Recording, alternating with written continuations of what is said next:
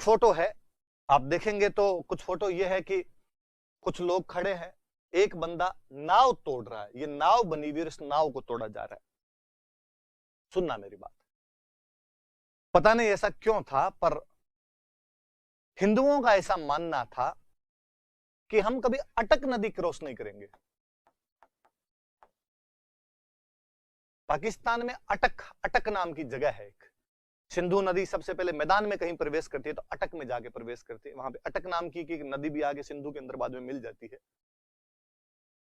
उस अटक के आगे वाले प्रदेश को हम कहते थे मल्लेच्छ है, इसलिए अपने अटक को क्रॉस नहीं किया करते थे। अटक अपनी बाउंड्री मानी जाती थी इस साइड के अंदर कि नहीं यार इसके आगे नहीं जाना।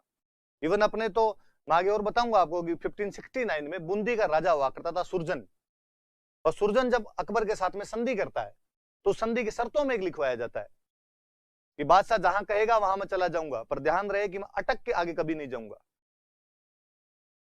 अटक को अपनी बाउंड्री माना करते थे, हमेशा मानते थे कि इसके आगे विधर्मी लोग रहते हैं, दूसरे धर्म के लोग रहते हैं, उनका खान पान अलग है, और हम जाएंगे और उनका खान पान करेंगे तो हमारा धर्म भ्रष्ट हो जाएगा। इवन हम आगे पढ़ेंगे, मॉडर्न में पढ़ेंगे कि वो बहादुर पेशवा बाजीराव प्रथम मुगल साम्राज्य के ढहते हुए तने पर जब मराठा साम्राज्य की नींवें रख रहा था, तब उसने डायलॉग दिया था कि मैं अटक से कटक तक मराठा साम्राज्य की पताका फहरा दूंगा।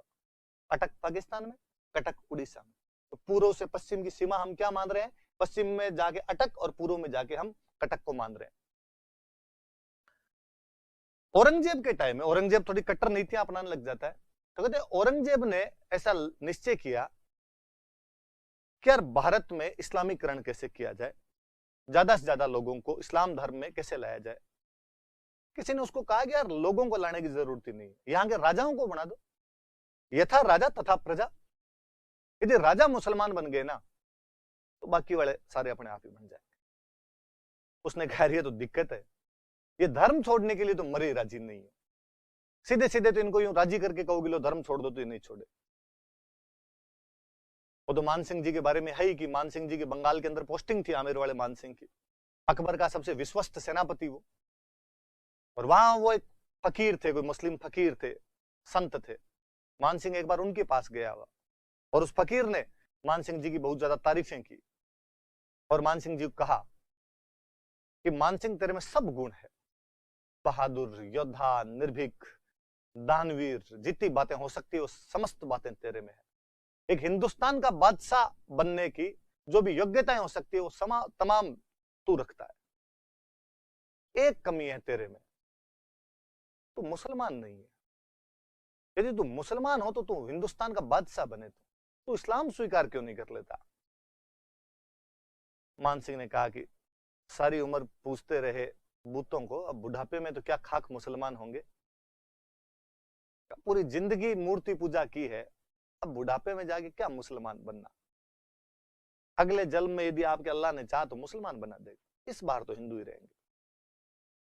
इवन जब अकबर ने दीन इलाही धर्म चलाया था उसमें तो इस्लाम जैसी भी कोई बातें नहीं थी, सबकी मिली जुली बातें थी, तो भी ले दे के 18 लोगों ने स्वीकार किया था, और उसमें भी राजा महाराजाओं ने सबने मना किया ना ना धर्म एक ही है, बाकी वाले धर्म वर्म नहीं चूज किए जाए हमसे। तो औरंगजेब ने कहा यार ये तो नहीं छोड़ेंगे।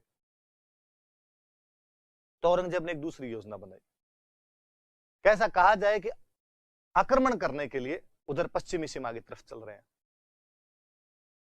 इनको अटक क्रॉस करवाया जाए। एक तो वैसे अटक क्रॉस करवाने के बाद में इनका धर्म भ्रष्टि माना जाता है, यहां आएंगे तो यहां के लोग नहीं स्वीकारेंगे, और केवल जो राजा इनको लेके जाया जाए, इनकी ज्यादा बड़ी सेना नहीं लेके जाए, छोटी छोटी टुकड़ियां ही हो इन राजाओं की, और कोई नहीं माने तो जबरदस्ती पकड़ के उस साइड के अंदर इनको कर दिया जाए, वापस आने के विकल्प भी इनके पास में नहीं है। और औरंगजेब अपने राजस्थान के सभी राजाओं को लेके, जो भी उसके साथ उस टाइम में थे, उनको लेके उधर अटक जाता है। अटक तक पहुंचा, जब कहा कि अटक क्रॉस करेंगे, तब राजाओं के कान खड़े हुए, यार अटक क्रॉस क्यों करना। पता लगाया तो किसी ने इनको कहा कि उधर ले जाते तुमको मुसलमान बनाया जाएगा, कम मरवा दिया, अपने तो कम सेना हो रहे यहां पे, अब क्या किया जाए। तो सब इकट्ठे हुए हिंदू राजा जितने थे, मिर्जा राजा जयसिंह सीनियर हुआ करते थे जयपुर वाले, का कोई योजना बनाई जाए, जैसे किसी ना किसी को तो औरंगजेब के खिलाफ विद्रोह करना पड़ेगा, विद्रोह करें आपने, तो विद्रोह के लिए अपना नेता कौन हो? सबको डर लगे कल को विद्रोह कर दूं, औरंगजेब वापस दंड दे, ये बाकी वाले पीछे हट गए, अकेले से कैसे पार पड़ जाएगी। कर्ण सिंह ने कहा कि अपने तो मैं करता हूं। दूसरे दिन औरंगजेब ने जब कहा कि चलो अटक क्रॉस किया जाए, उधर चलते हैं, आगे चलते हैं आक्रमण करने के लिए, तब कर्ण सिंह ने कहा कि साहब रात को समाचार आया है कि बीकानेर में मेरे लड़का हुआ है, इस खुशी में मैं मेरे राजस्थान के तमाम राजाओं को पार्टी देना चाहता हूं, इसलिए हम आज यहीं रुकेंगे, आप अटक क्रॉस कर लो, कल हम अटक आ जाएंगे, क्रॉस करके हम उधर आ जाएंगे। औरंगजेब ने कहा ठीक है कोई बात नहीं, रुको आप एक दिन। कहते हैं मुस्लिम सेना पूरी की पूरी उधर अटक क्रॉस कर लेती है। जब नावें अगले दिन वापस हिंदू राजाओं को लेने के लिए आई, तब कर्ण सिंह के नेतृत्व में उन समस्त नावों को तोड़ दिया गया और कहा हम नहीं जाएंगे उधर, बगावत कर देते हैं वो लोग। ये वही फोटो है जिसमें कर्ण सिंह वो नाव तोड़ रहे हैं, बाकी सारे राजा वहां पर खड़े हुए, और बाकी सब राजाओं ने घोषणा की कि हमारा बादशाह औरंगजेब नहीं है, हमारा बादशाह कर्ण सिंह है, हम कर्ण सिंह के झंडे के तले हैं। क्योंकि कर्ण सिंह जंगल प्रदेश का राजा है, इसलिए उपाधि पड़ गई जंगलधर बादशाह।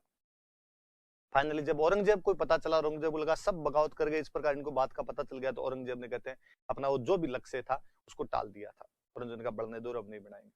और औरंगजेब ने कहा कि ठीक है भाई, तुम इसको बादशाह मानते हो तो तुम्हारा बादशाह ही है, जंगलधर बादशाह हो गया, और वापस इनके साथ संधियां करके इनको राजीबाजी करके वापस लेके आ गया। तो थोड़ा याद रखना कि राजस्थान के जो तमाम राजा थे, उन्होंने उस अटक पे जो कर्ण सिंह ने औरंगजेब के खिलाफ बगावत की थी, उस समय इसको उपाधि दी थी, जंगलधर बादशाह की उपाधि दी थी।